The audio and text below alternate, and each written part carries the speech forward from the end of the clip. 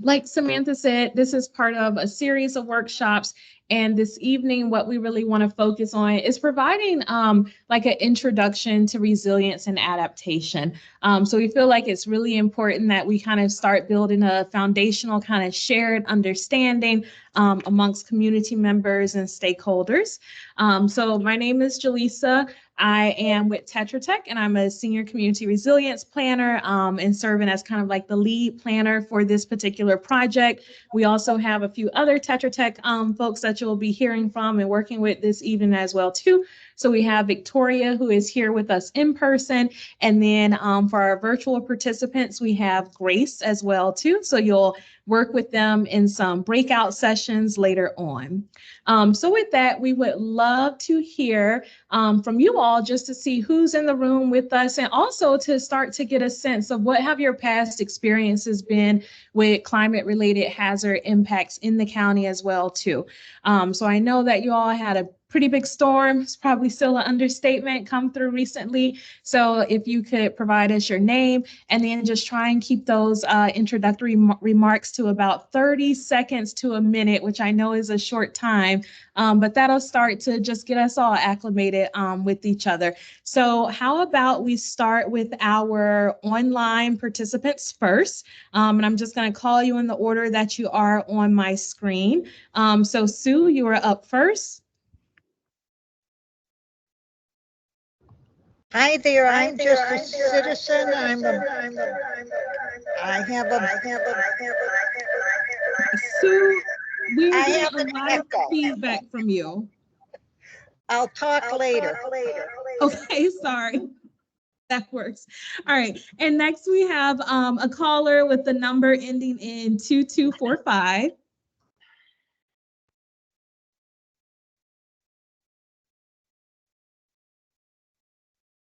Right. We'll move on to Kate. Hi, can you hear me? Yes. Okay, great. My name's Kate Muldoon. I'm a biologist who worked with DEP and private firms and counties in Florida for the last 40 years. One of my experiences with climate related impacts was under Governor Scott, who wouldn't allow us to say sea level rise, but that's another story. Anyway, I was in Hurricane Ian in 2022. My neighborhood, which is in a flood zone, flooded with 2 feet of water. Okay. Most of the people that live in my neighborhood are really poor and lost a lot. Some people had to leave. My house is 100 years old, so it's elevated. But I know that there has been a lot of issues with getting FEMA funds and just trying to make those arrangements for getting their homes back to the way they were. Okay, perfect. Thank you for that. All right, Jenny, you are up next. Can you hear me? Yes. Yes. I am Jenny Nazak with Daytona Beach Permaculture Guild, and I live on the beach side. We don't get as much flooding, but they get a lot of flooding on the mainland, as Kate mentioned. So I see the consequences of climate just all around me. I have a landscaping business, just I can't say enough about it. So, right. Thank you for having this. Yes, thank you. And really quick, can everybody in person hear them? Well, okay, perfect. All right, so Deb, you are up next. Hi, my name is Deb Ulmer, and I live in New Smyrna Beach, and I live on the mainland side and off of Glencoe Road. And I had in my backyard about 5 foot of water because of Ian, which I had never had. I could have floated a canoe in my backyard, went fishing. So there's a lot of issues with climate change and growth and development in Volusia County. So. Thank you. Thanks for having this. Appreciate it. Yes, thank you. All right, and Jeff, you are next. Jeff Brower. Is there more than one Jeff? Nope, you're the only one tonight. Okay, good.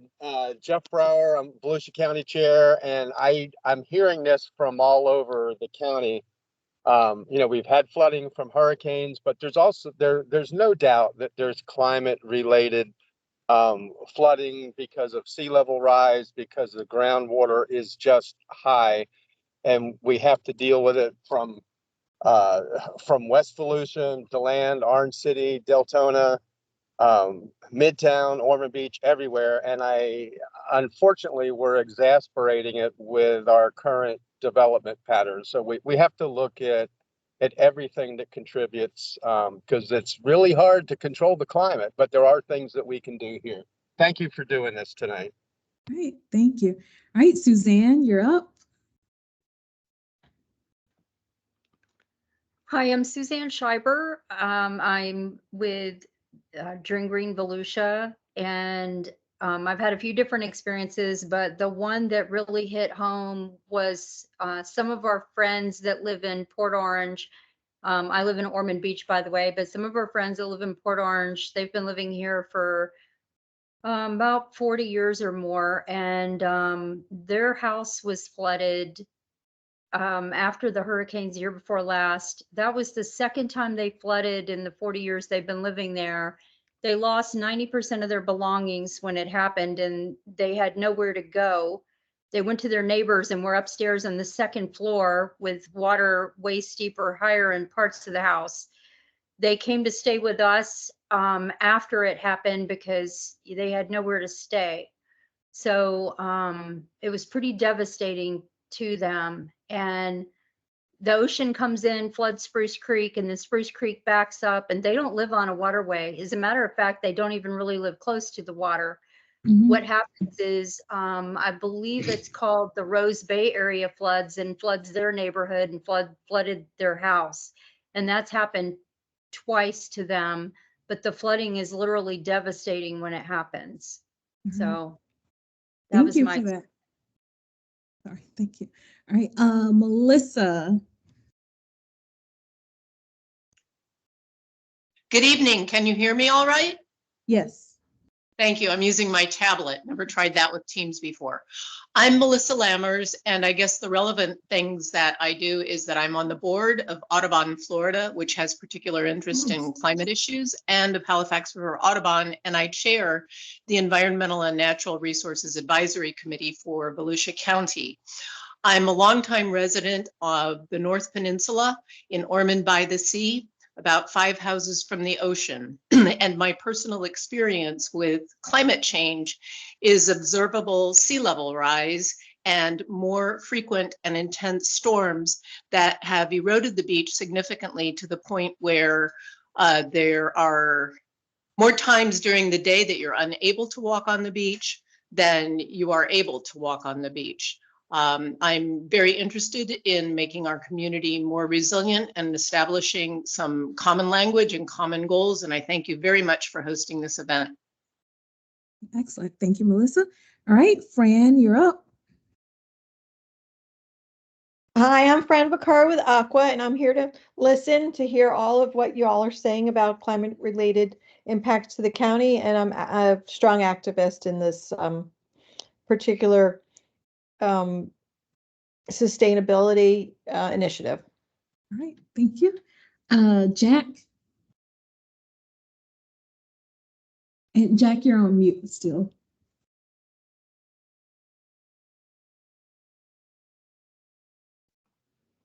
There we go.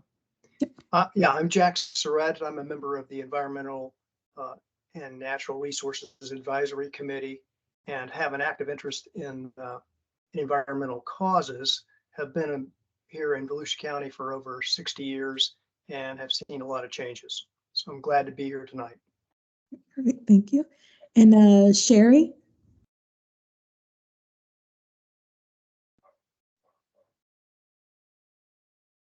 Sorry, I'm Sherry Herring, and I'm in West Volusia. I'm a member of the Democratic Environmental Caucus.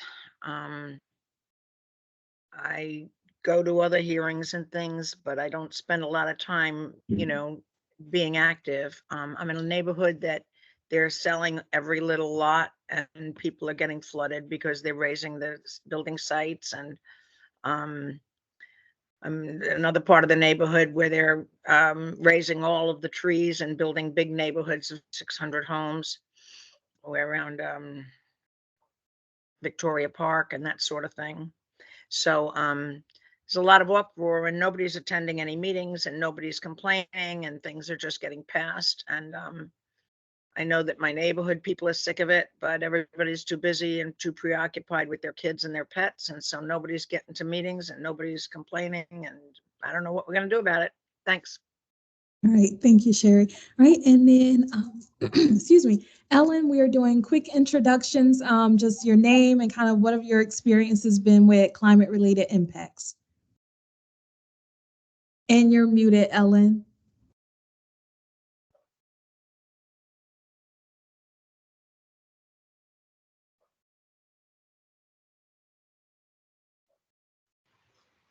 There you go. All right.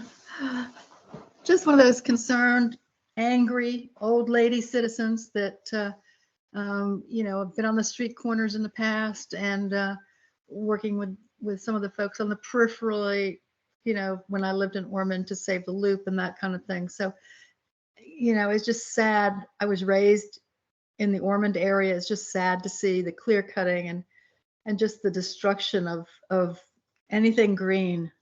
It's just, so I'm here to learn some things and it's not going to help my blood pressure, but I'm sure I'm going to find some interesting facts to share and All right. Perfect. Thank you, Ellen. We appreciate you all joining us. And then we have a good amount of people in the room. So we'll do like around the room introductions again, keeping them at about 30 seconds or so. I think some of the things we've kind of garnered so far is that people have recognized that they're definitely seeing the climatic changes while also seeing like changes in development and the landscape of the county as well too. So that's really interesting. And we'll start with Ginger. Hi, I'm Ginger Dare. I'm Environmental Management Director for Volusia County. And happy to be here and see all of these new faces. But really glad everyone is participating tonight and moving this conversation along. All right. Thank you. And for everybody online, can you hear the audience in person? Yes. Yes. All right. Perfect. All right. Sir, you're up. I'm Bill Lights. I'm an environmental consultant. Grew up in Florida, been here for 60 years, so I've seen a lot of changes. I'm an environmental consultant doing wetlands and wildlife work. I've been involved in Florida Green Building Coalition for years and also on the NRAC committee. I just want to see what resilience is. All right, excellent. Well, and we are going to literally tell you today. It's the first thing on the agenda. All right, ma'am, you right here? I'm Colleen Giles, and I'm a staff member that works in the Sustainability and Resilience Department. All right, excellent. There you go. Regina Rankin, also staff member in the Sustainability and Resilience Department. Jessica Gal, I'm an environmental and land use attorney, and the community also chair of the Volusia County Association for Responsible Development and a member of NRAC. I think we have a forum for now here online. Just excited to see how we bring in sustainability and resiliency principles into development. Excellent. All right, and we'll hit the back table. I'm Aubrey Hobson. I'm the operations coordinator for Volusia County Emergency Management. And when it comes to climate-related impacts, we are definitely seeing a significant increase in impacts and what that severity looks like. And we're also looking at the frequencies getting more and more likely. We're seeing more potentials for tornadoes. Thunderstorms are bringing more water, which is ultimately bringing the flooding on the east and west side of the county. Okay. Samantha, we've heard from you. Want to go again? Hi, I'm Sherry Smith, and I'm the education program coordinator here at Lyonia. I'm environmental specialist for the county. And on a personal level for impact, I mean, I've seen a lot through my job here at the county, but on a personal level, I would say the most serious impact was to my adult son who lives in New Smyrna off of 44th. And his house flooded with about 16 inches of water, destroyed his house, his car. And he has had a FEMA trailer that just got taken back I think, last month. So it has been a very long process to get back to some sense of normalcy for him. Yes, thank you for sharing that. All right, we'll go with you right here. Hi, my name is Kelly Cosentino, Executive Director for VCARD, which stands for Volusia County Association for Responsible Development. My chair is right next to me. I have some of my members. We promote responsible and smart growth within the development community. And we just recently had a seminar back in September for flooding and stormwater management. And we'll be hosting another seminar quite like that in April as well. Excellent. My name is Anne Ruby. I live beachside in Daytona Beach. I can't walk on the beach most days like I used to be able to every day. And so many of my neighbors across the river have been flooded 3 and 4 times. So I just thought I would come here and begin to learn about this. All right, thank you. All right, let's go with the table up front here. Miller, manager here at Lyonia Environmental Center. Welcome. I'm glad you're all here. We're glad to host and thank you for presenting this valuable information. And I'm Wendy Anderson. I'm a professor of environmental science at Stetson University and also a member of NREC. And I'm also on the Soil and Water Conservation District and I'm the science officer for the Democratic Environmental Caucus and 4 or 5 other things. So everything everybody else has said about flooding and sea level rise, coastal erosion, urban heat islands, and our loss of trees is certainly exacerbating that. But a topic I want to put on the table for tonight is our food system and how food is a big part of resilience, because I think we all saw it during COVID and we certainly see it when we're prepping for hurricanes. I don't think we have enough food in this county to feed our population for probably more than about 3 days. So what happens if our transportation system or whatever crashes and we don't have enough food that's actually grown in the county? So I don't know if that's on the agenda for tonight, but it needs to be. It's not, but it is. Okay. And I'm going to explain why that answer is the way it is. You'll see how it's roped in here though. But thank you. I love you bringing this very broad perspective here this evening. Thank you.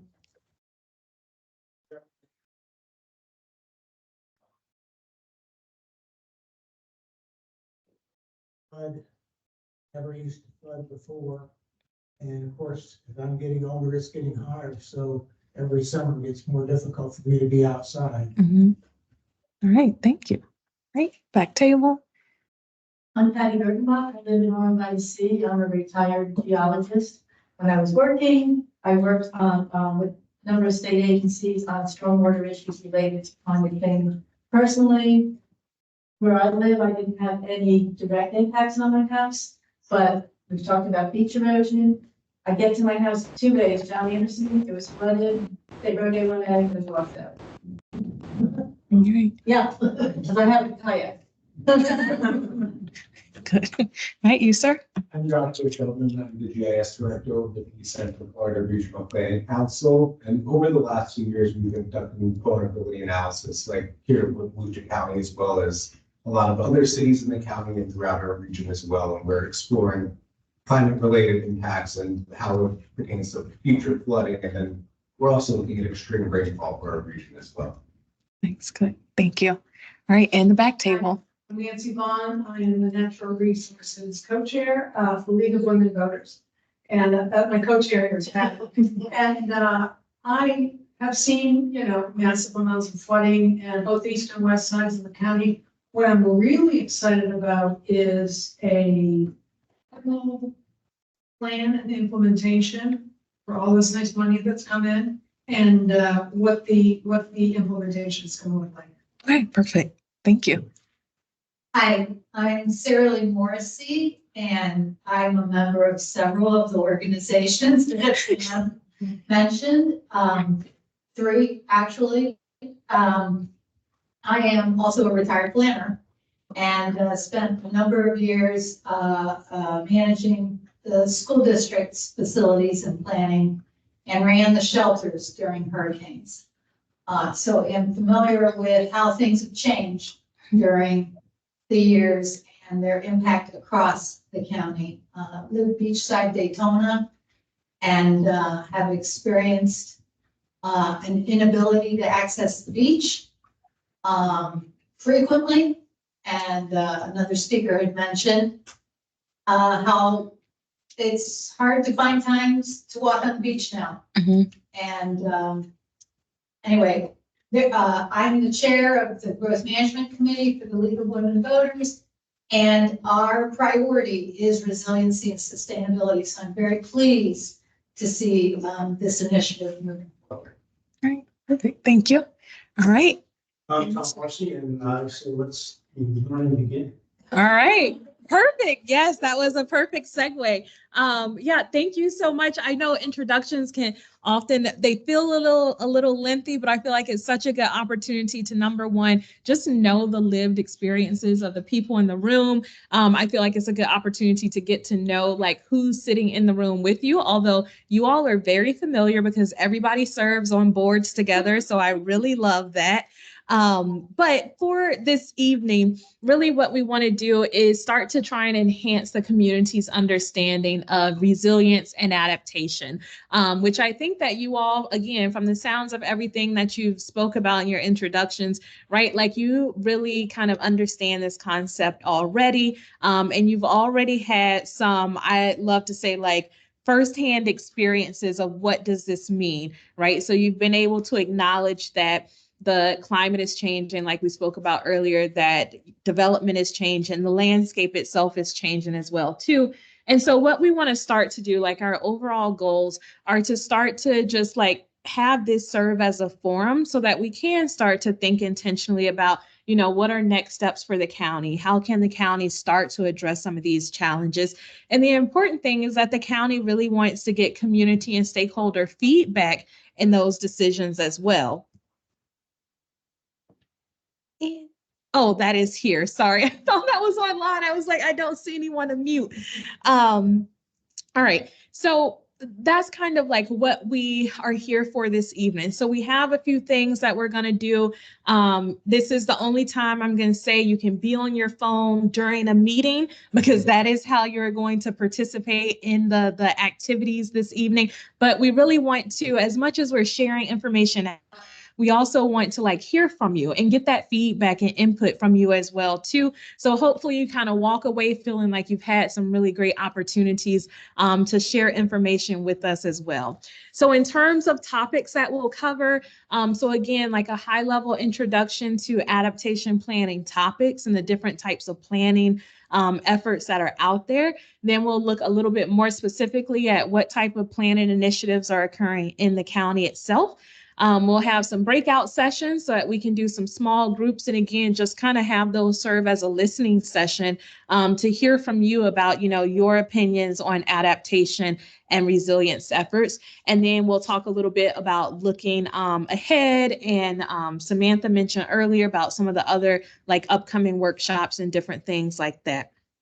So if you want to go ahead and pull out your phone, so you can go ahead and get ready to participate. So if you just take a picture of the QR code, that will take you directly into our like quote unquote session for this evening. And if you are like on your computer or something else and you don't want to use your cell phone, you can go to slido.com, and then the meeting number, if you will, for that is going to be VOLFWD. I'll give that a second or two. And every time we have one of these questions come up for you to participate, the QR code and everything will come up again as well too. So don't panic if you don't get it here, but this is to make sure we all get set up. Why? Oh. Good. I have it. You have. All right. Okay. All right. So the what do you call the thing? The network. God, my dad is also an IT professional. I'm always so embarrassed. Yeah. So the BCPL public. all right. And the password, I'm going to read it out. It's a series of numbers.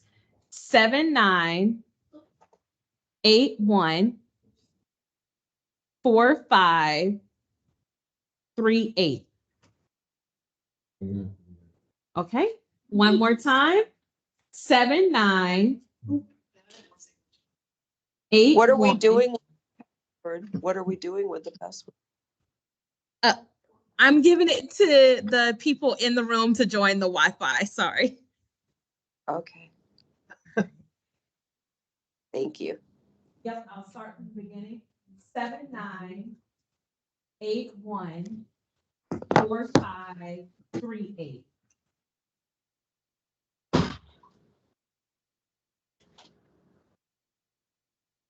Okay. All right, now back to our regularly scheduled program.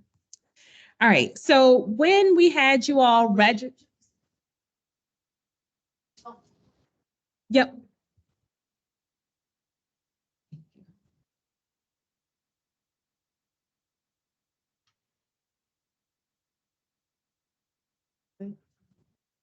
Okay.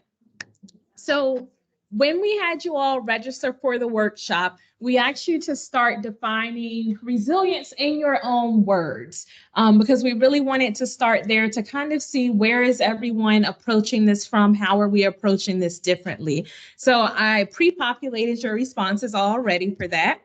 And here are some of the words that kept coming up. So looking at policies, which I found that really interesting because a lot of times when we think about damages from, hurricanes and different things like that, our mind automatically goes to how do we just like build back stronger, right? Not as often. I know we have planners in the room. So like as a planner, we're automatically like, yeah, we need to like tighten up the policies. But most people, they don't think about the policy side of it. So I found that really interesting. A lot of things about surviving and thriving, and comeback. And that one came up big. So how do we like come back? How do we build back stronger? Different things like that. Are there any words up here that are surprising to people? Or are there things that you feel are kind of missing from this word cloud? And if you're online, feel free to use the hand raise function or come off mute as well too. Okay, nothing too surprising. Okay. So I also picked out some of the definitions, like as you all had written them as well too. So here are some of the things that people actually responded with. So again, we have overcoming obstacles and challenges in life that are typically hard to overcome. The ability of individuals and communities to plan, sustain, adapt, recover, improve, and grow collaboratively. I really like that one a lot. It touched on a lot of different aspects. The next one we have where this one points out that, there needs to be short and long-term strategies to either mitigate or to rebuild. Then we have recovering from disruptions, from changes to the physical environment, growing through difficult times, withstanding or bouncing back from adversity, and not just being able to survive, but being able to thrive. So overall, do you all like this kind of aligns with how you all think about resilience as well? And we can do thumbs up, thumbs down. Yeah, all right. Okay, perfect. These also align really well with the definition that we actually want to use as we kind of talk about resilience this evening, and in future kind of county initiatives as well too. So with that, we're looking at the ability to bounce forward, absorb and recover and get better in the face of short-term shocks like hurricanes or infrastructure failures, and also long-term stressors like affordable housing, aging infrastructure, shifting economic trends, and climate change. And we can also add food resiliency to that conversation as well, too. And so one of the things that I really like to point out here is that when we're thinking about resilience and especially those long-term stressors, it's really looking at like all these what FEMA terms as community lifelines. So what are kind of like these essential services that your community needs? It can be things related to food, water, shelter. It can be things related to your, water and sewer system, so your infrastructure for that. So we really want to look at how does all of this fit together? How is it, these systems, are they vulnerable to climate impacts? And if so, what could be those potential consequences if they do get damaged? Right. So then our next term is sustainability. And when we think about sustainability, we want to think about meeting the present needs without compromising the ability of future generations as well, too. So when we think about sustainability, I really feel like this definition focuses a lot on making sure that there is balance in this equation. So our actions today don't negatively impact the future of tomorrow. So any questions about either of those terms before we move forward? All right, perfect.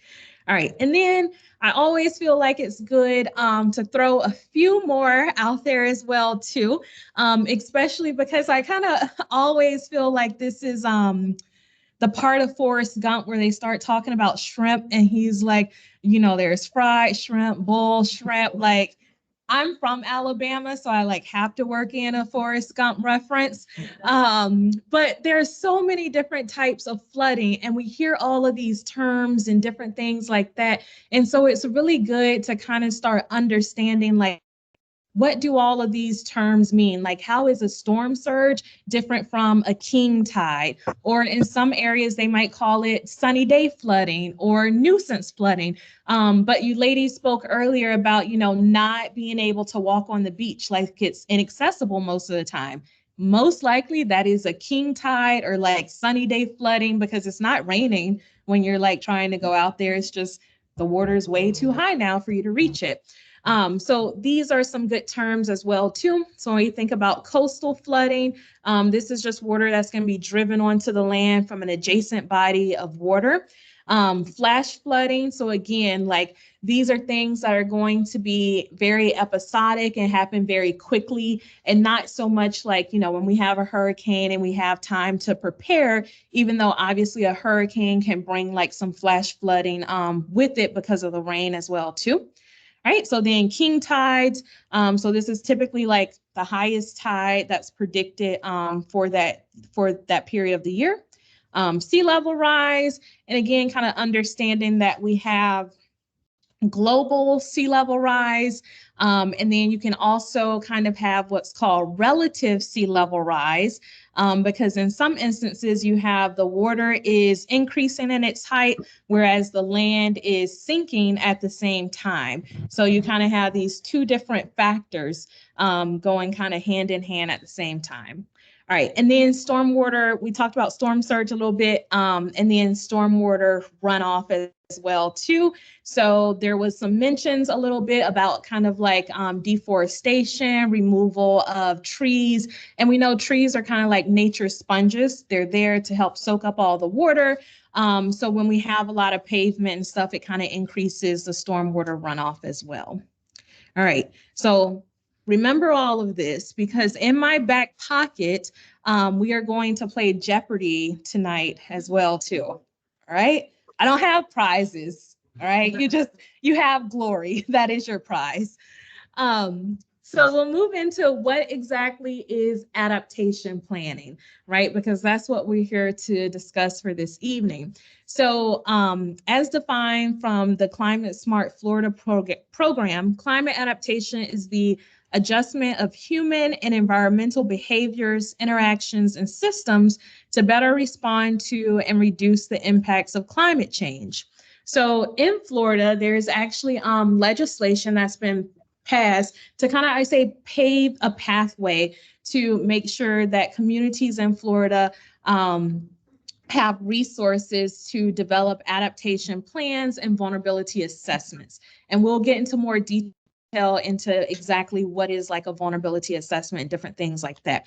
So this is section 380.093 Florida statute. And so this kind of paves the way for the Resilient Florida program, which offers grants for planning and for actual construction activities. This also calls for a statewide resilience plan as well, too.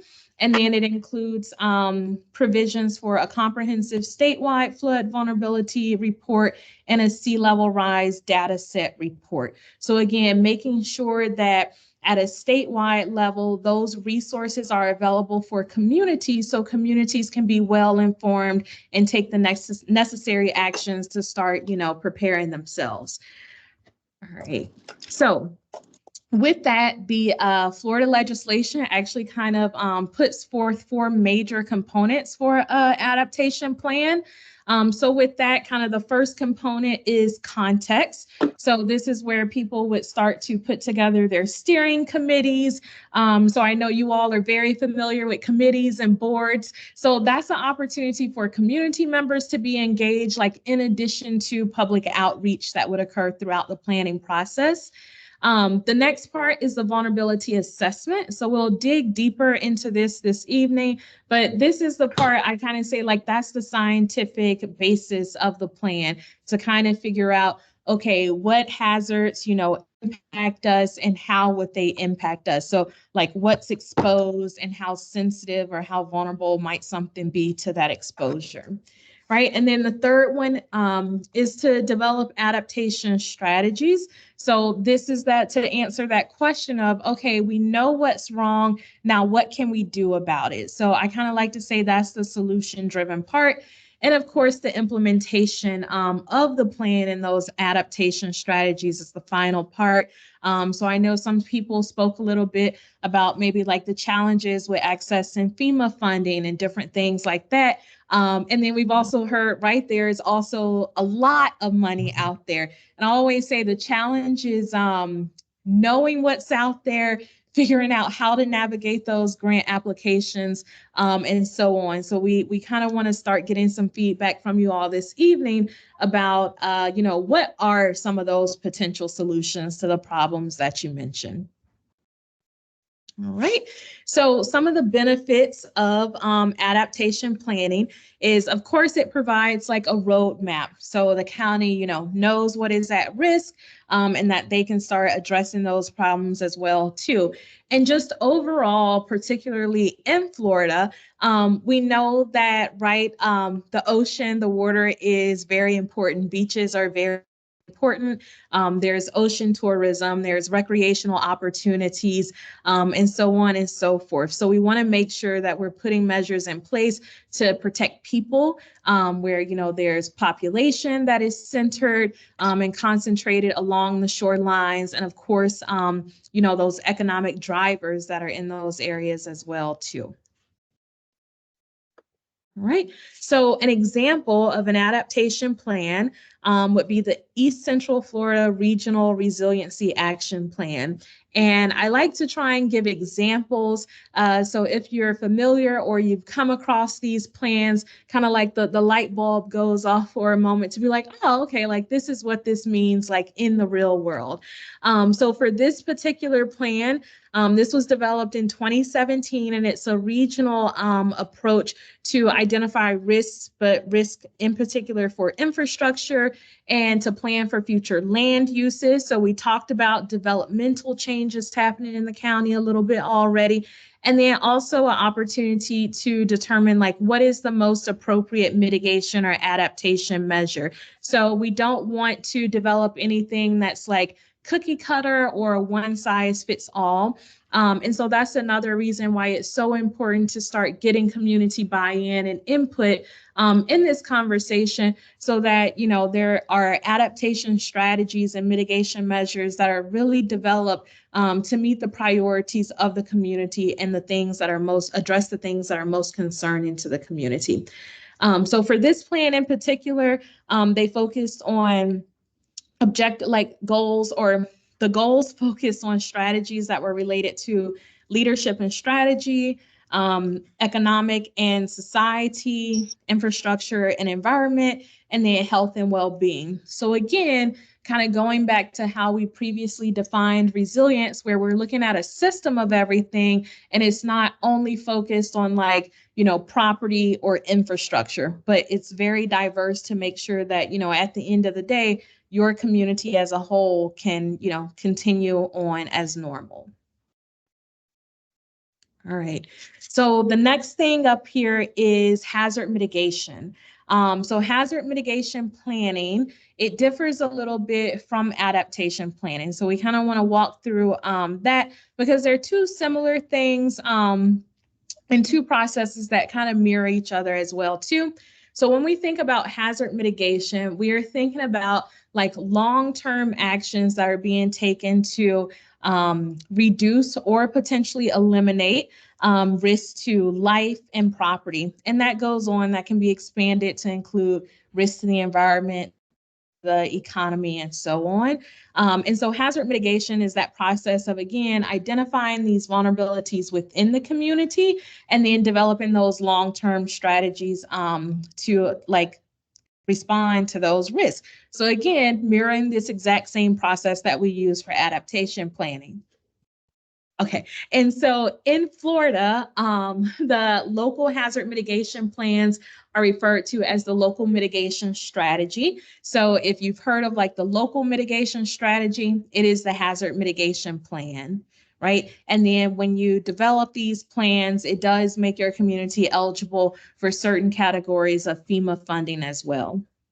So in terms of kind of like those overarching steps in that hazard mitigation planning process, again, there's more steps here, but in reality, they align pretty well with the adaptation planning process as well. And so I like to kind of show both of these so that communities know that it's not, you know, saying do double duty and like do all of these plans, but really so you can find like where there's overlaps and common goals and things that you can achieve in one go and be efficient. So again, you have kind of like organizing your resources. So that's where you start to determine like your engagement strategy and forming your steering committees. Then you have conducting a capability assessment. So I like to say that's the what tools are in your toolbox. So that's looking at, okay, what does the county already have in place to address risk and like what's missing so that you can fill that gap as well. Then, of course, we have identifying those risks.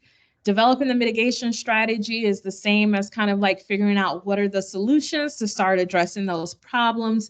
And then most of the remaining steps for the hazard mitigation process are really related to the FEMA requirements for review and approval and so on.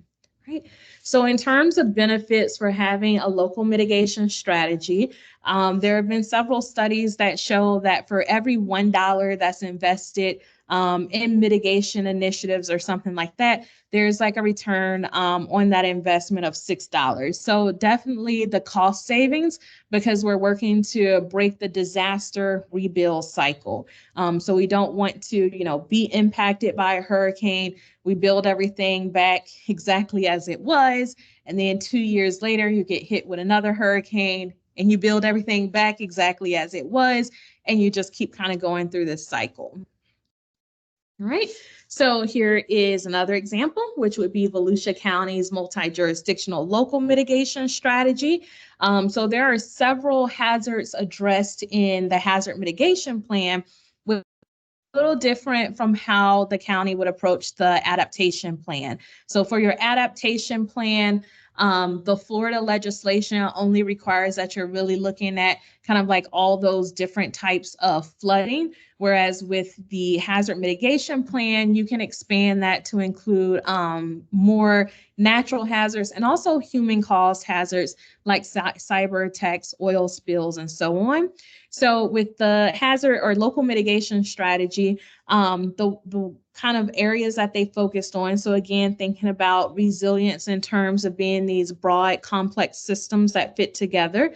They looked at building capabilities and partnerships, strengthening emergency response and recovery, protecting public safety, ensuring economic vitality, increasing property protection, and then lastly, increasing public education. So to kind of wrap all of that up, mitigation planning is really looking at actions to reduce or like slow down climate change impacts. Whereas with adaptation planning, I feel like that's more of the opportunity where we're anticipating what those possible consequences might be and figuring out how to really, like, I don't want to say live with them, but again, we were talking earlier about being able to bounce back quicker and different things like that. And also with mitigation plans, often the time frame is much shorter. The plans are required to be updated on a 5-year cycle. So oftentimes the like mitigation strategies or projects that are included in those plans are short term to be completed within a 5-year kind of schedule as well too. Whereas again, adaptation planning is looking at a much longer timeline. So with that, again, that was like a big part of tonight's conversation to share information out to you all. So do you have questions about anything that's been presented so far? Yes, ma'am. Mhm.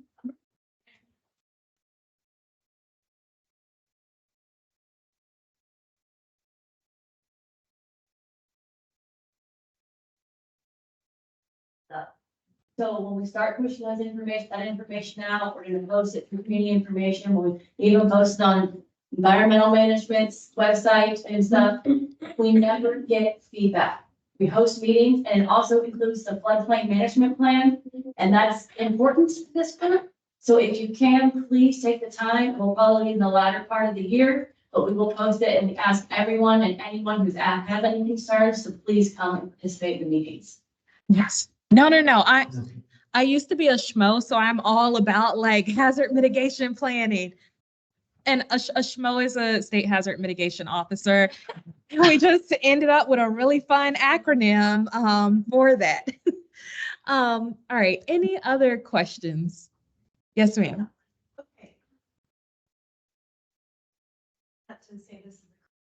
No, you're fine.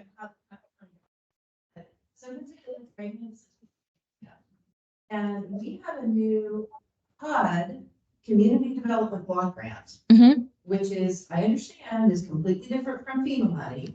But it seems like even within the federal government, the right hand isn't talking to the left hand. So, $328 million got funneled into this county this year to do all of this Hurricane Ian recovery. And that's great. Except that there's a whole chunk of that, $40 or $50 million of it is coming from mitigation. But when they talk about mitigation, it's different. Or that we're talking about mitigation and adaptation, they're talking about it, in terms of, pipes or whatever, or we're gonna raise houses. But they're not talking about like long-term actions for preventing flooding in the future. They're not going there. And every time I try to bring it up in those meetings, I just get shut down. And so, I'm looking at Ginger, like, is there any possibility that your language that we're using, the language we're using tonight could actually infuse that other department?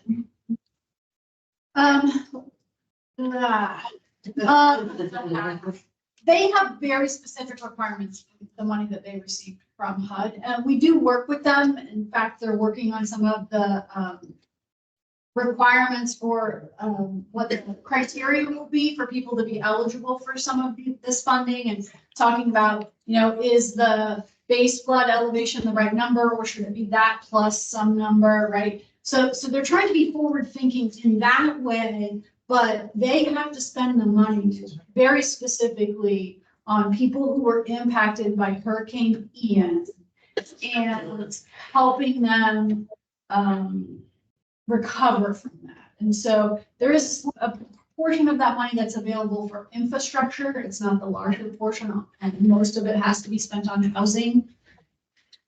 So it's a little bit different goals, right? But we are talking. Okay. They are talking to us, and so we're trying to align where we can. But we have the somewhat different missions and marching orders, I guess. But you shouldn't, is my point. Yeah, so Thank you. Thank you for that. All right, anyone else? Okay, it is time for Jeopardy. Okay. Jaleesa, All right. sorry, not to interrupt. We do have a hand raised online. Oh, thank for you a so question. much. All right, yes, Kate. Yeah, I'll make this really quick. I just wanted to say that in Florida, the biggest challenge is that any sort of plan is a huge challenge because you've got a moving target and there are a lot of parts and the state is a Ponzi state. And so we don't have income tax, and the way that we pay for today is by encouraging continued development, which we're seeing around us everywhere. And so I don't really know how to get a handle on that. Because, for example, the hydrogeology in Florida has been changed so much over the last 120 years. And so, if a new building is built, then it impacts the neighborhood next to it, which used to be flood free, and now suddenly, there's a change. And so I just want to put that on the table. I don't know how to address it. Except maybe updating plans every few years, but they do take a few years to develop. So anyway, I'm sorry, said my piece. Thank you. No, Kate, thank you so much for that. I think it's a really good point. And I will say again, not that this is a answer to that or anything. What I can say though is that for a lot of planning efforts, particularly for like the hazard mitigation plan, at least FEMA is strongly encouraging / requiring like an annual update so that the plans never become, we always say we don't want to develop a plan and it sits on the shelf and like that's it. But to really make the plans living documents so that, right, like, and I always say with hazard mitigation plans, your disaster impacts that were assessed 5 years ago are going to be completely different within that 5-year time frame.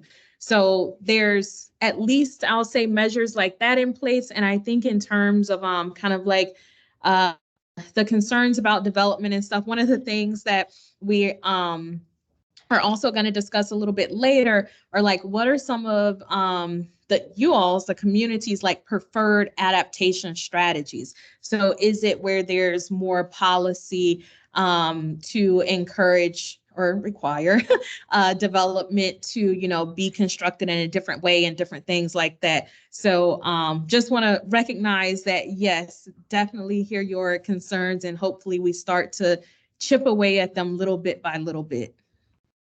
Thank you. All right. Okay, anyone else? All right.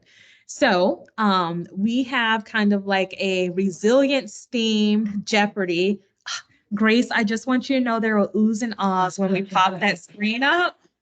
I did not put together the Jeopardy. Our virtual team member did. So I want her to like get her kudos. All right. So we're not going to do teams or anything like that. Just somebody yell out online. People come off mute. Tell me which categories you want to. The different categories that we have are going to be focused on adaptation, resilience, kind of the state overall, and then focused in on the county as well too. So who wants to start? Volusia County 200. Yes, thank you. All right, now the hard part is just me being able to like see the mouse. Okay, there we go. Jaleesa, real fast, we can't see the Jeopardy on the shared screen. Okay, hold on. You all have to play as well too. So yes. Give me 1 second. Thank you.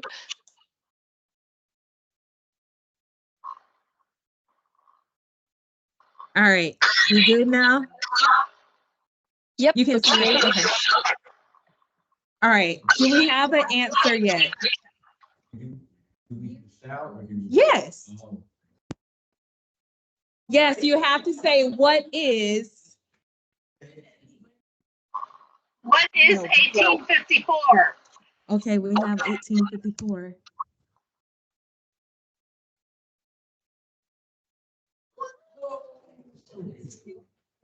Very nice, very nicely done, nicely done. Yes.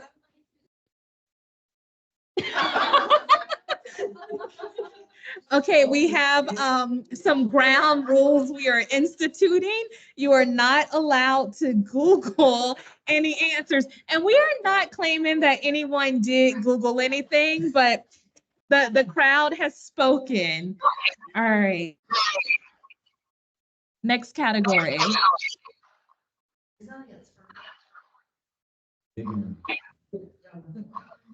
All right.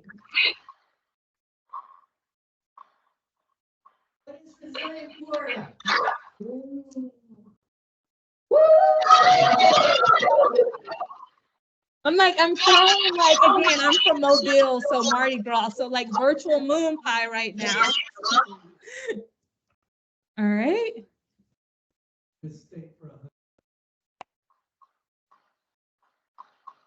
You guys, you got security down here. Y'all got loud. It's 54 inches. How do you know this? I thought like I was throwing in like a really like a want to stump you guys with that. Okay.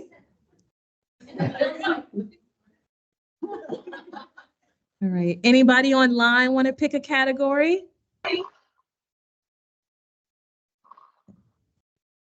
Melissa?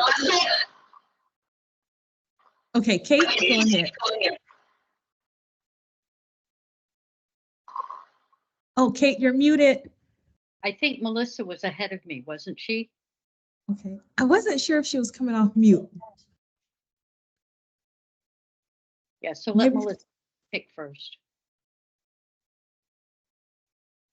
Sorry, I just had gone off mute for a second for the last. Go ahead, Kate. Oh, okay. I'll take adaptation for 100.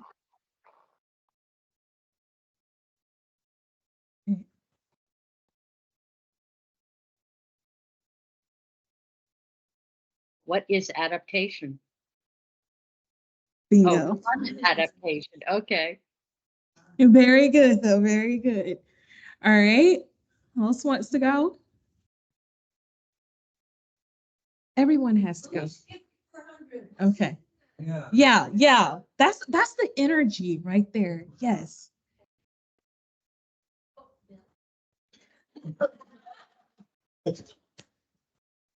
Well, it is 12%.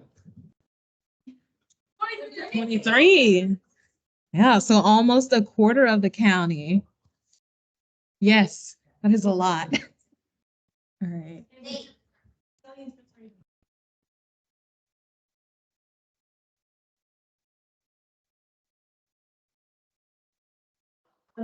What is? And we didn't cover this yet. Yes. I'm so proud right now. Even though that's not something I've covered, I'm just proud. Thank you. All right.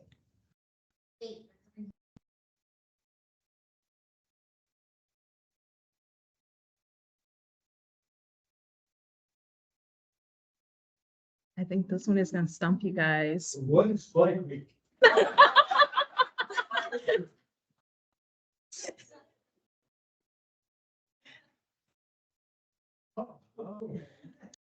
So there is a regional climate summit.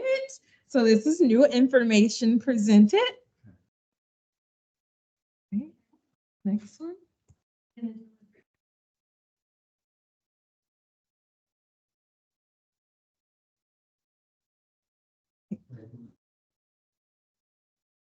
Volusia County 100. 500,000. What is 500,000? 571. Approximate. Oh, 2020, we grow. Big growth. All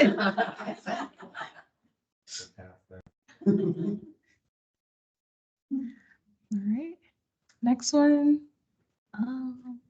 Do resilience 200.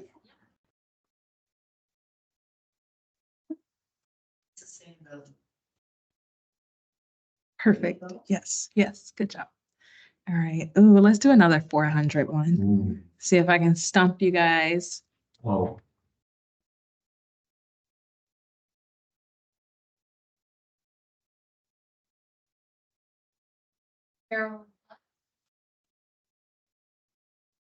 Yes.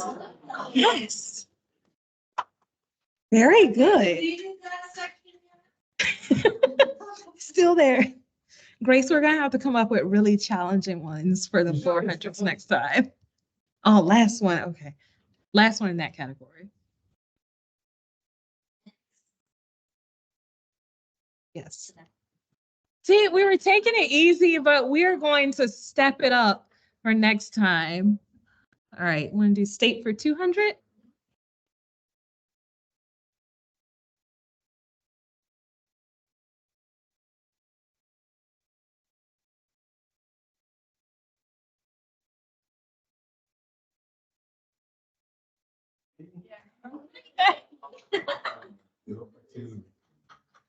You all have a really good knack for retaining information. I like it. All right, we'll do adaptation for 200.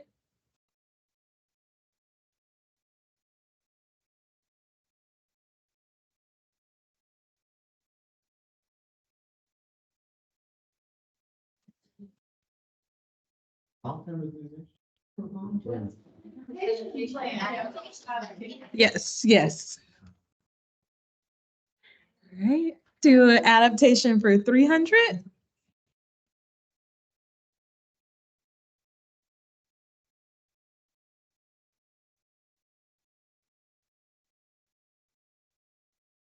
No, none for that one.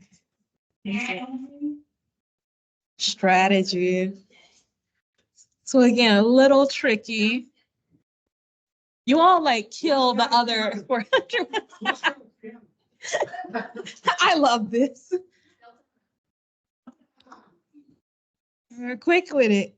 We know who's looking at census data all day long. Okay. All right. And our last one.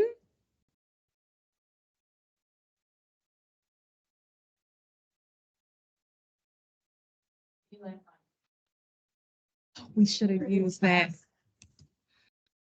We call them critical assets. Good job. Community lifelines. I would give you some money for that one. Yeah.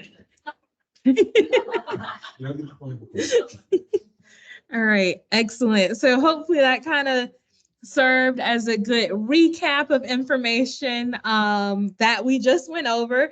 And we wanted to present some new information, which you all did excellent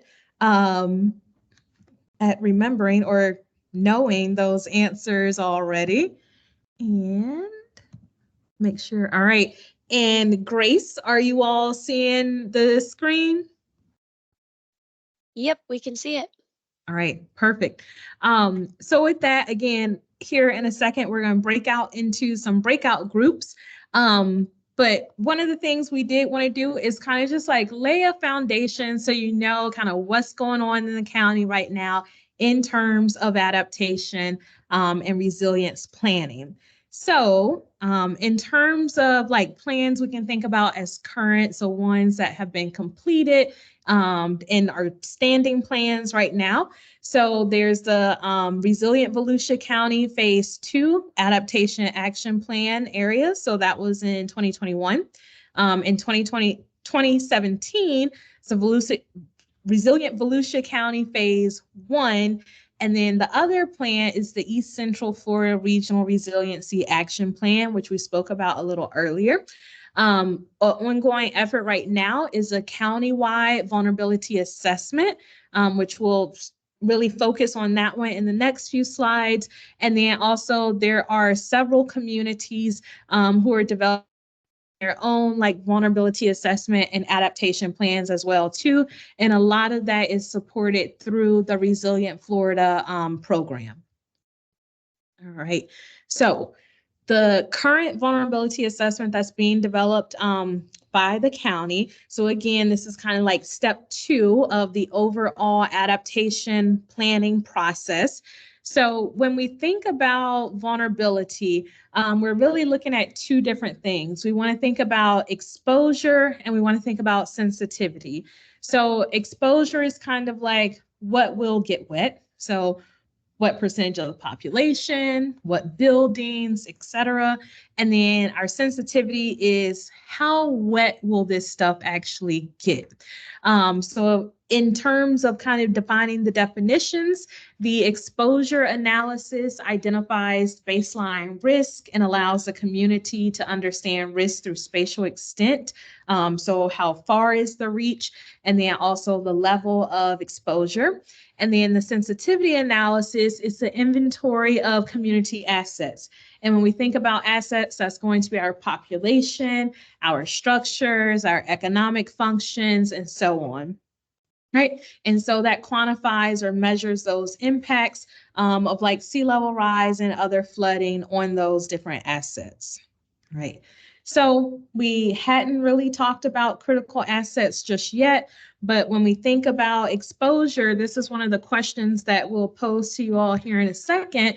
It's kind of like, what do you consider an asset to you and your community? So we have how they are defined, like in the Florida Adaptation Planning Guidebook is kind of like a pocket guide or resource to develop adaptation plans. So in there, they define critical assets as things that are essential for critical government and business functions, national security, public health and safety, the economy, flood and storm protection, water quality management, and wildlife habitat management. And then they also have a category for what they term regionally significant assets, which could be water resource facilities, regional medical centers, emergency operations centers, regional utilities, and so on. But as we know, as you guys spoke about earlier, all these other things that are really important in communities. So access to food, access to transportation. We talked about the urban heat island effect in introductions. So even where are there cooling centers? Like thinking about your public libraries as cooling centers, recreational centers, different things like that. So the question that I have for you is, what assets in the community are most important to you? So when you start thinking about where do we want to prioritize our energy to protect assets, what comes to mind for you? And we'll have folks online participate as well too. And if you can't get onto Slido or anything, feel free to just put it in the chat if you are online, or to shout it out if you are in person. Transportation. That is weird. Okay. All right. They say it's not coming up, so we can just yell them out. So I heard transportation, communications, Health clinics. Health clinics. And Melissa, I see your hand up. I had said hospitals, same thing as health. Oh, hospitals. Okay. And Jeff? Drinking I was water. just going to tell you there's nothing coming up in Slido. Oh, okay. Thank you. Okay, we heard drinking water. In the chat, we have fuel, transportation, water, communication. Oh, protecting green spaces so that stormwater can be used as a resource instead of becoming a danger. So that's the environmental protection side of it. Did we capture kind of everything? Power, yes. EMS, yes. All right, very good. So these are all really good and important things to know because again, as the county is developing that countywide vulnerability assessment, kind of the next step in that process is identifying potential adaptation strategies. So the solutions, and of course, if we are coming up with solutions, we want to know what should be protected. So when we think about what some of the potential impacts could be, again, you all listed out kind of several of these different things. So thinking about transportation, in transportation, evacuation, routes. I always tell a story that I worked with community in coastal North Carolina. And one of the biggest things that they said happened during like Hurricane Florence and Hurricane Matthew was that the evacuation routes were flooded. And it is just like insane to think about the amount of flooding and people trying to evacuate and get to safe areas and that their, escape routes basically were flooded. So making sure that when we are looking at vulnerability, we assess like roadway vulnerability and we know what's going to be impacted so we can be intentional about that planning. So looking at critical infrastructure, utilities, right? We always know we lose power during a hurricane, takes a few days to get that back up, but also like communications towers, different things like that. Other critical community and emergency facilities, so fire stations, hospitals, thinking in terms of our schools, there we go.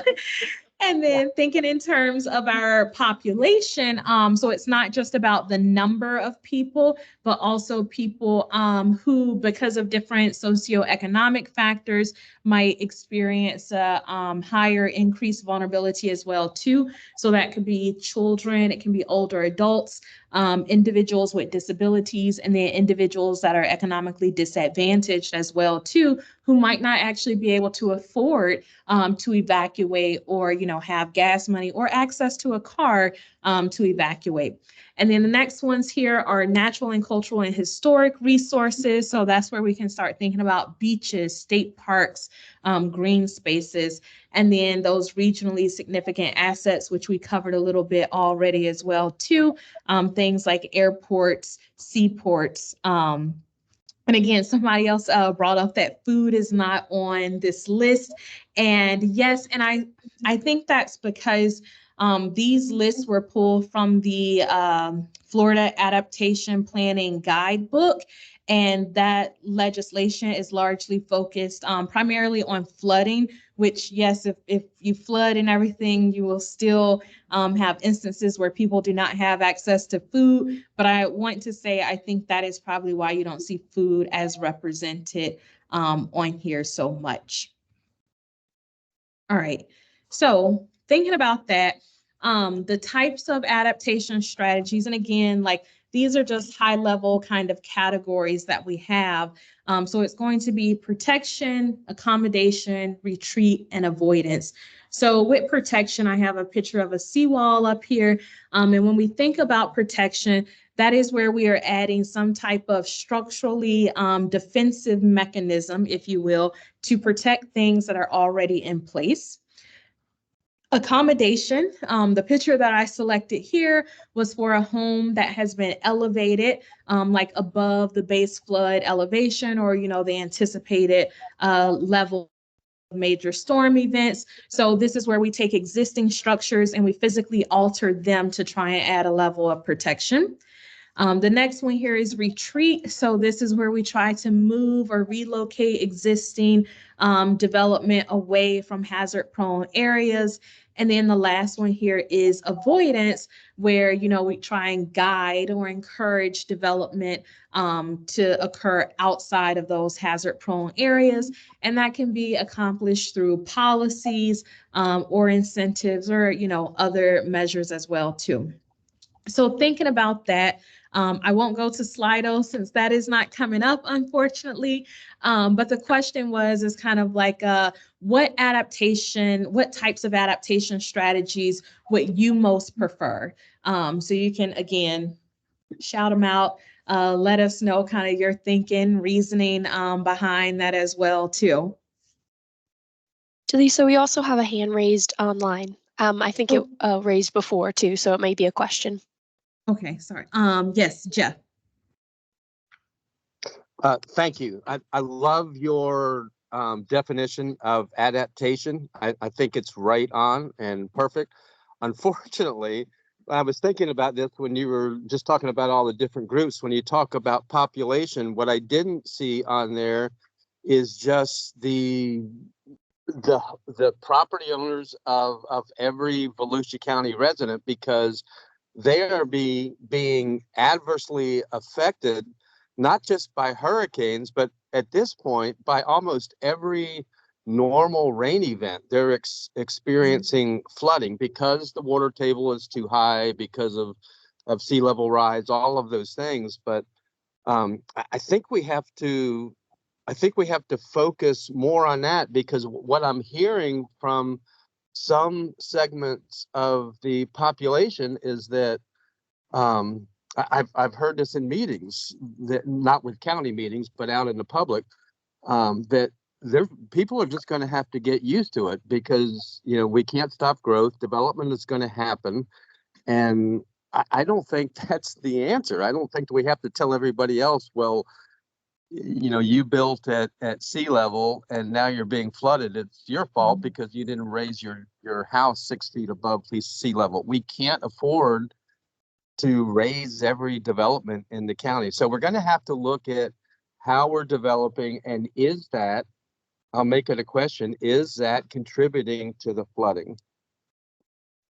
Is the development contributing to the flooding? Yes, the current development pattern, the way that we're developing by going in and bringing in 6 to 15 feet of fill and then flooding out the surrounding neighborhoods and then blaming them for it because they didn't raise their house 6 to 8 feet. Yes. Yes. Yep. No, I think that is a really good question. And I'll say that there are so many different factors that can potentially contribute to everything. And I think that's one of the things to really bring up when we have like our small group discussions. We'll talk about kind of like, what potential solutions do you see or that you would like the county to explore? So that's another area where we can try and discuss that. And Kate, I see your hand up too. Let's see. Oh, I'm sorry, I had it up before. It's not pertinent right now, but I would say at some point we're going to have to go to the most extreme form of mitigation, which is retreat. Mm-hmm. And so I do know that some municipalities in the Midwest have totally relocated their cities. But of course, it costs a fortune, and I don't know. I guess at some point we'll all have to move inland. The question is, how do we actually accomplish that? Right. Perfect. Thank you for that, Kate. Yes, ma'am. So I'd just like to pile on that for a second. Okay. I think the biggest challenge facing us in Volusia County is the ability to have the conversation about managed retreat. We have a coastal construction control line. We don't enforce it. We should not be building east of A1A anything anymore. I don't care if that's city jurisdiction, county jurisdiction, state jurisdiction. I don't care whose jurisdiction it is. There should be no more building or rebuilding east of A1A. And that is the first step in managed retreat, but that is an impossible conversation to have. Nobody wants to face the reality that it makes zero sense to do any new building. And, avoidance and retreat are, two sides of the same coin. Avoid building in the high risk places and start retreating. What do you need? You need a big storm like Ian or Nicole to wipe out the beach. And what are we going to do? We're just going to pile on a bunch more sand and try to rebuild the same things in the same places. And that's the definition of insanity.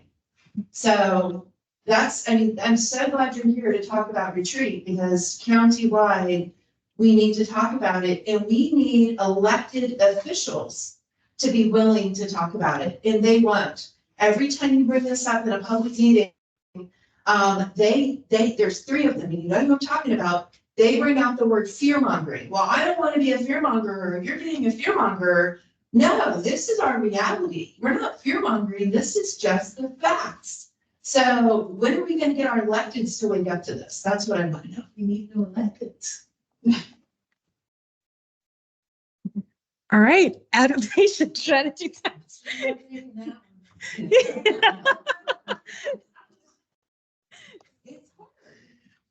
It is.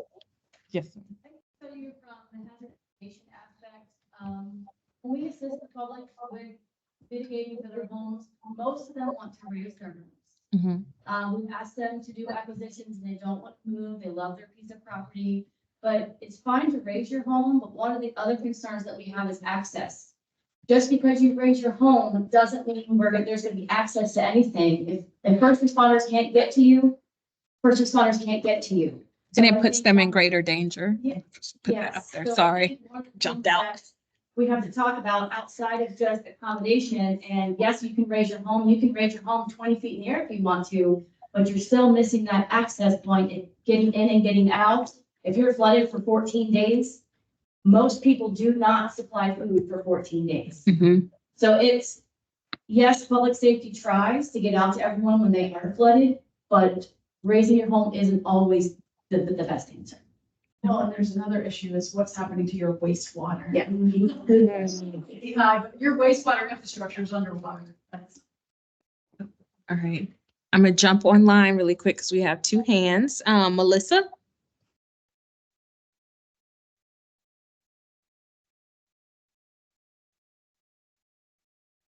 Melissa, did you have something? Maybe not. I did. Sorry about that. To what Dr. Anderson said, sometimes I feel like we can't hear you. You can't hear me? Yes, now we can. Okay. I feel like we live in the movie Jaws, where the mayor wants to deny that there's a shark in the water because it's bad for business.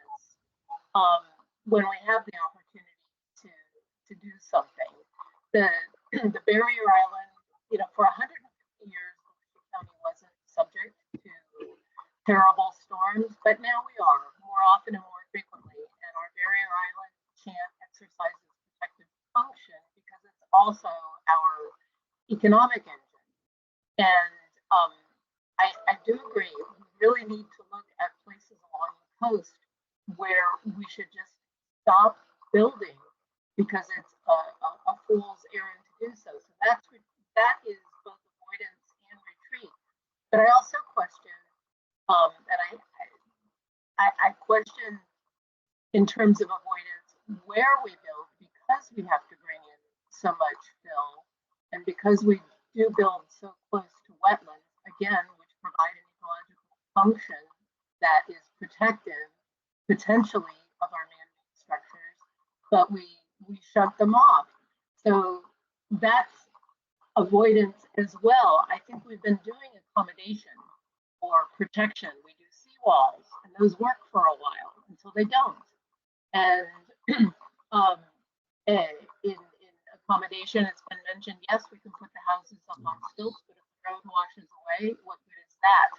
So I'm afraid that we are already in a position where we have to have the conversations about a political third rail, and we have to recognize the political will or lack thereof and talk about avoidance and retreat very seriously. Okay. And Melissa, I'm going to try and summarize what you said really quickly because you kept going in and out. But essentially you said we're already in a state of doing a lot of like the accommodation strategies. What really needs to happen is the retreat and avoidance, but there's also the issue to that is kind of like, where is the land to retreat to? Like where are there places further inland to move? Or kind of like the issue of bringing in fill material to build on top of, and that regardless of political support, the conversation regarding retreat still needs to happen. You did a great job. Okay. I was on pins and needles. I was trying to listen really hard. So good. All right. The next hand we have up is Suzanne. Hi, I just wanted to say Volusia County started teaching low impact development. I believe it was around 2018, or at least that's when I first went to a workshop. Green Volusia taught it back then, and it seemed really early on, and there was one per month for 3 months in a row. But that's been a long time, and now we're in 2024, and we still don't really have low impact development as part of our comprehensive plan in this county. And it doesn't make any sense to continue doing, workshops and sending staff and elected officials to low impact development conferences where they can learn, but what are we doing with the education? At some point, we have to implement what we learn. So I know, Ginger is in this audience there live, I believe. I'm really looking for something to be implemented because we keep talking and talking and talking, and we are not bringing the change forward. And we have to stop doing what we have remaining, which I believe Melissa brought up. We have to stop moving into the wetlands now, because that is seemingly what we have left. We can't just say, oh, well, there's nowhere else to build, so now we're going to build into the wetlands. That doesn't make sense. We start to lose our water recharge for our aquifer, and we basically damage our own quality of life. So I'm sorry if I sound frustrated, but I am. I am frustrated. And I put twice in the chat to please review the coastal construction line and please stick to it. The people who brought that up, Wendy, amen to what you said. I mean, it's time to just enforce what we have and even review it to move it back close, move it inland more. So thanks. I'll stop my tirade right now. You're fine. Thank you so much, Suzanne. All right. And then Jeff is going to be the last one that we're going to take, because I want to make sure we get to like our small group discussions too. All right, Jeff? Sorry. Thanks for calling on me again. I wanted to also speak about the retreat. It is really important when talking about coastal areas, but I think we need to add something else to retreat. And Mrs. Shiver just brought it up. I think Wendy brought it up. We're all the easy places have been developed in Volusia County. So now we're dredging, draining, and filling in the wetlands. And you can't do that and not have consequences from it. So I think we need to add that where are we developing? How is that contributing to the flooding that's now seen all over the county? And I'll tell you, I'm really encouraged just in this conversation. I see Jack Surratt, I see Melissa, I see Wendy and Suzanne. I see a lot of members of NRAC. They are doing really good work at looking at these issues and coming up with answers from the development community, the environmental community, the education community. But at the next county council meeting, they're going to be on the chopping block, and there's going to be voices that say, let's get rid of them.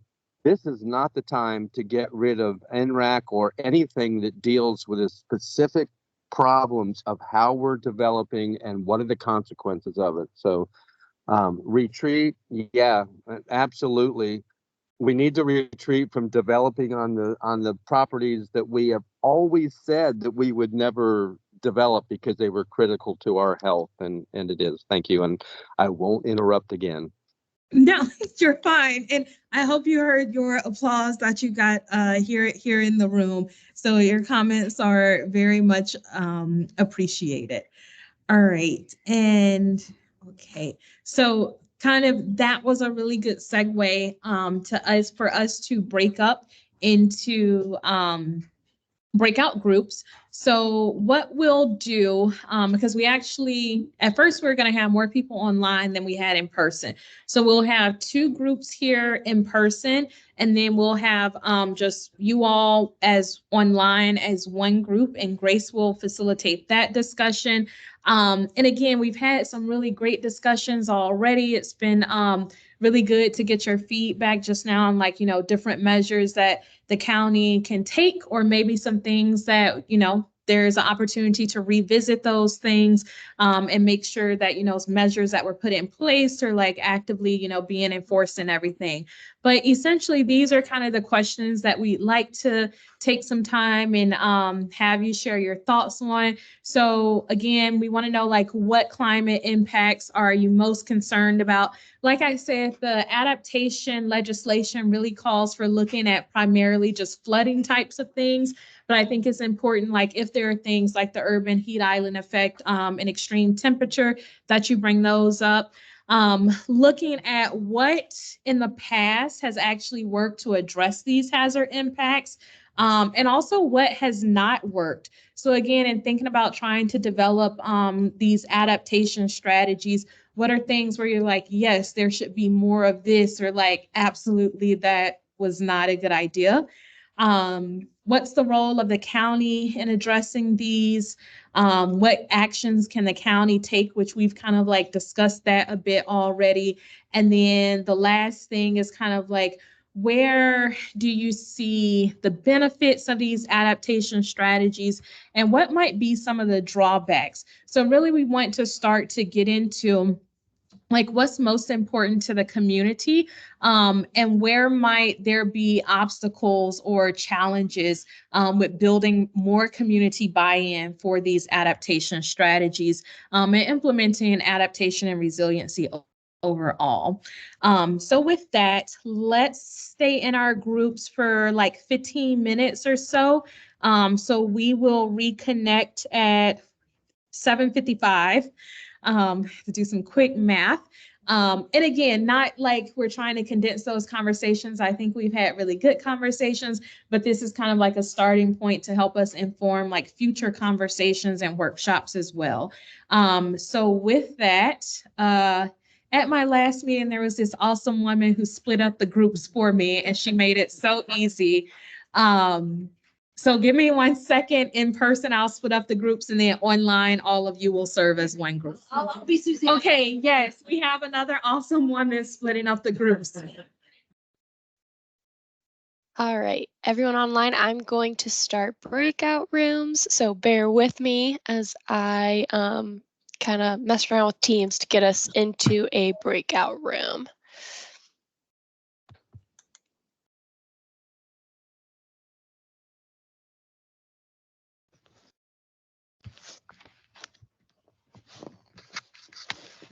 Okay, it should be asking you to join, and you can click join.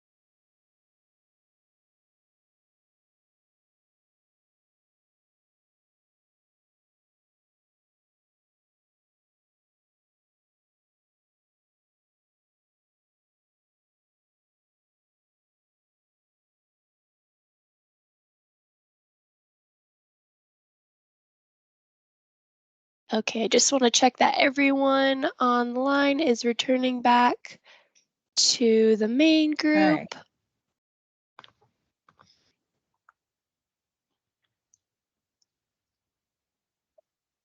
All right, it looks like everyone's returning now. Perfect. Grace, we are reconvening here in person as well too. I think they're wrapping up their conversations now. That's where you find him. Okay. Perfect.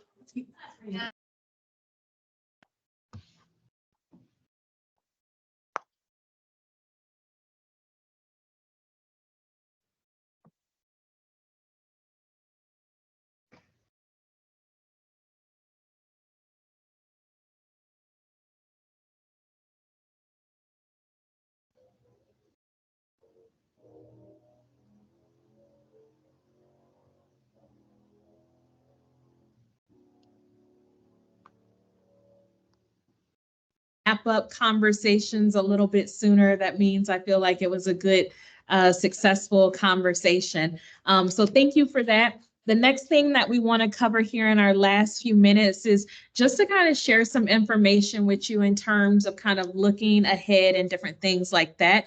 So the first thing we wanted to do is make sure that we left you with some different resources that are out there. So hopefully, right, the content participating in this evening's meeting has inspired you. Maybe it's serving as a catalyst for you to go and learn some more information. So we want to provide you with some different tools and resources that are available, that are out there as well too. And I'll send this out through email as well. So you can just click on all the links and that way you don't have to worry about trying to write things down. But there are several different resources from NOAA to give you a lot of climate related data.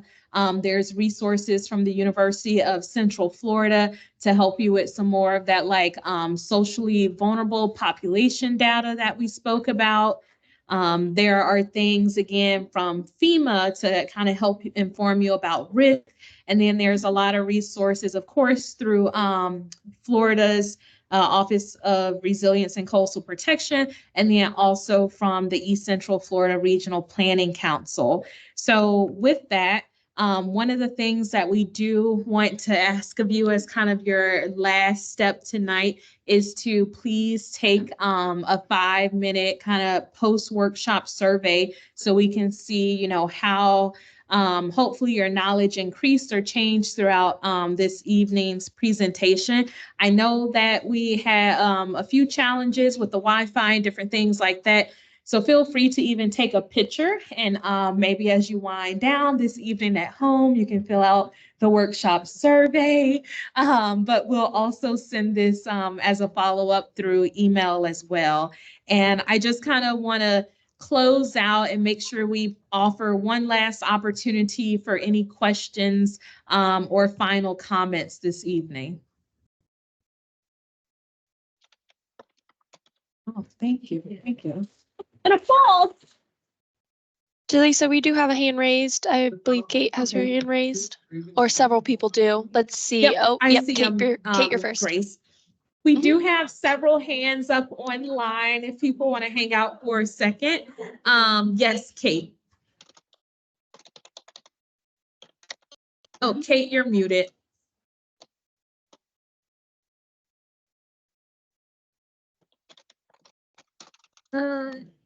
Kate, we are still not able to hear you for some reason.